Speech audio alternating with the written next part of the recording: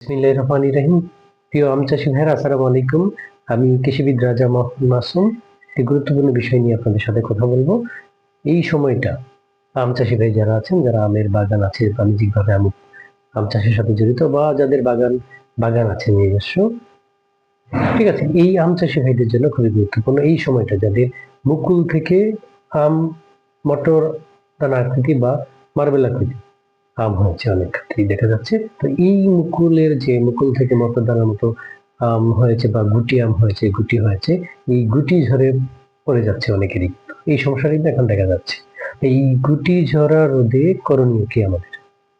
আপনার গাছে মুকুল থেকে আম হলো, গুটি আম হলো, ঠিক আছে, এখনই যদি গুটি আম ঝরে পড়ে তাহলে আপনার ফলনটা আর থাকলো না কিন্তু গাছে। সো এই গুটি ঝরা রোধ করতে হবে যেভাবেই হোক, ঠিক আছে। তো এই প্রাকৃতিক কোনো দুর্যোগ ছাড়া চারটি কারণে এই আমের গুটি ঝরে যেতে পারে। তো এই চারটি কারণ আমরা জানবো, এবং এই কারণ থেকে আমরা কিভাবে রক্ষা পেতে পারি বা করণীয় কি আমাদের, তাহলে আর আমের গুটি ঝরা যে প্রবলেম, এই প্রবলেমটা থাকবে না। আম চাষি ভাইদের জন্য খুবই উপকার আসবে এই বিষয়টি। তো চারটি কারণ, একটি হলো, যদি আপনার যে জমি আছে বা আমের বাগান আছে, বাগানে যদি রসের অভাব বা সেচের অভাব হয় এই সময়ে, তাহলে কিন্তু আমের গুটি ঝরে যেতে পারে। সো আপনাদের করণীয় কি? আম যে মটর দানা আকৃতি বা মার্বেল আকৃতি হয়েছে, এই সময়টাতে আপনাকে জমির ধরন বেঁধে 10 থেকে 15 দিন পর পর 3 থেকে 4 বার সেচ দিতে হবে আম গাছের গোড়ায় মাটি দিয়ে, ঠিক আছে। মাটি দিয়ে এইভাবে বেঁধে তারপরে আম গাছের গোড়ায় 3 থেকে 4 বার 10 থেকে 15 দিন পর পর সেচ দিতে হবে। তাহলে কিন্তু এই মাটিতে যে রসের অভাবটা, সেই অভাবটা কিন্তু থাকছে না। আর এই আমের যে গুটি ঝরে যাওয়ার প্রবলেমটি, আশা করি এই কারণে আর হবে না। এরপরে আরেকটি কারণ হচ্ছে কি, যদি আম যখন মটর দানা আকৃতি বা মার্বেল আকৃতি হবে, তখন কিন্তু হপার পোকা অথবা আপনার হপার পোকার আক্রমণ হয় অনেক সময়, বা ফল ছিদ্রকারী পোকার আক্রমণ হয়। এই পোকার আক্রমণের কারণে কিন্তু আমের গুটি ঝরে যেতে পারে, ঠিক আছে, ঝরে যায়। তো সেক্ষেত্রে এই পোকার আক্রমণ থেকে রক্ষা পাওয়ার জন্য কি করতে হবে? আমরা সাইপারমেথ্রিন গ্রুপের একটি কীটনাশক, যেটি ব্লেসিং এগ্রোভেটের টপথ্রিন নামে আছে, এই কীটনাশক প্রতি লিটার পানিতে 1 মিলি হারে মিশিয়ে আমরা স্প্রে করে দিব, ঠিক আছে। আমের যখন যখন মটর দানা আকৃতি আম হয় বা মার্বেল আকৃতি হয়, তখন কিন্তু আমরা সাইপারমেথ্রিন গ্রুপের একটি কীটনাশক, যেটি ব্লেসিং গ্রুপের টপথ্রিন নামে পরিচিত, অথবা ইমিডাক্লোপিড গ্রুপের কীটনাশক ইমিট্রাস 20 যেটি আছে, সেটি আমরা প্রতি লিটার পানিতে 1 মিলি হারে মিশিয়ে স্প্রে করে দিব এই সময়, ঠিক আছে।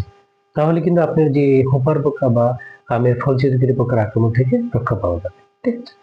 এরপর আরেকটি কারণ হচ্ছে, 3 নম্বর কারণ যেটি হচ্ছে, যদি আপনার আমে ছত্রাকনাশক অর্থাৎ ছত্রাকের আক্রমণ হয়, যেটা অ্যানথ্রাকনোজ, অথবা মুকুলে অনেক সময় অ্যানথ্রাকনোজ হয়, অথবা অ্যানথ্রাকনোজের আরেকটি আছে, যেমন পাউডারি মিলডিউ। অ্যানথ্রাকনোজ অথবা পাউডারি মিলডিউ মুকুলে অনেক সময় হয়। তো মুকুলে হওয়ার কারণে কি, মুকুল কিন্তু শুকিয়ে যায়, মুকুল ঝরে পড়ে প্রথমেই, ঠিক আছে।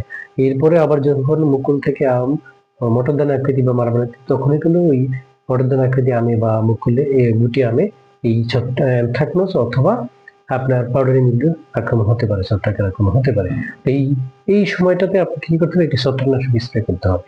আম যখন মার্বেল আকৃতি বা গুটি আম হবে, তখন ছত্রাকনাশক ম্যানকোজেব গ্রুপের ছত্রাকনাশক হতে পারে, যেমন ব্লেসিং এগ্রোভেটের ব্লেজে, অথবা নিউজিন, যেটি কার্বনিজিন গ্রুপের ছত্রাকনাশক, অথবা আপনি প্রোপিকোনাজোল গ্রুপের ছত্রাকনাশক, ঠিক আছে, 25 ইসি ব্লেসিং গ্রুপ, অথবা আপনি যে ম্যানকোজেব প্লাস সাইমোক্সিলিন গ্রুপের, অথবা কার্বনিজম অথবা সাইমোক্সিলিন গ্রুপের এই ছত্রাকনাশক কম্বিনেশন পদার্থ আপনারা ইউজ করতে পারেন। সেই ক্ষেত্রে আমরা প্রতি লিটার পানিতে 2 ভাগে মিশিয়ে আমরা স্প্রে করে দিব। তাহলে কিন্তু আমের যে ছত্রাকজনিত রোগের কারণে গুটি ঝরে যাওয়া বা আমের ফল বা আম ঝরে পড়ে, এই প্রবলেম থেকে কিন্তু আমরা কৃষক ভাইরা মুক্তি পাবো, বা আপনার গাছকে আপনি রক্ষা করতে পারবেন, ঠিক আছে। এরপরে সর্বশেষ যে কারণটি, 4 নম্বর কারণ, সেটি হচ্ছে, যদি মাটিতে সারের বা অনুসারের অভাব হয়। আমরা নর্মালি যে আম চাষি ভাইরা আছে, তারা বছরে 2 বার আমের গোড়ায় সার দেয়, ঠিক আছে, বর্ষার আগে এবং বর্ষার পরে। যদি কোনো কারণে কেউ না দিয়ে থাকে বা এই সারের অভাব হয় কোনো কারণে, তাহলে কিন্তু এই আম ঝরে পড়ে যেতে পারে বা আমের গুটি ঝরে পড়তে পারে। তো সেক্ষেত্রে আমরা বর্ষার আগে এবং বর্ষার পরে 2 বার আমরা এই সার প্রয়োগ করব নিয়মিত, ঠিক আছে।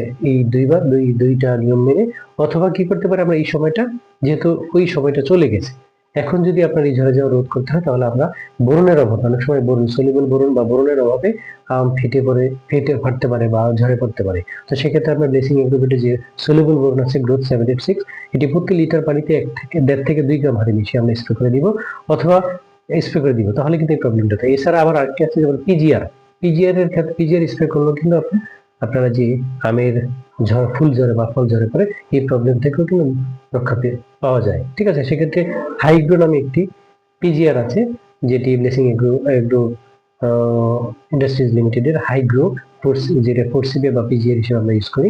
সেই 4CP যদি পিজিআরটি যদি আমরা স্প্রে করতে পারি প্রতি লিটার পানিতে 1 মিলি হারে, তাহলে কিন্তু এই আমের যে গুটি ঝরা সারের অভাবে এবং সারের অভাবে এই সমস্যাটি কিন্তু সমাধান হয়ে যাচ্ছে। তো যে 4টি কারণ আমরা জানলাম, এই 4টি কারণ থেকে আমরা রক্ষা পাবো কিভাবে, বা আমের মুকুল ঝরা রোধ করতে পারবো কিভাবে, সেই বিষয়ে আমরা জানলাম। আশা করি আম চাষী ভাইরা উপকৃত হবেন। ধন্যবাদ সবাইকে। আসসালামু আলাইকুম।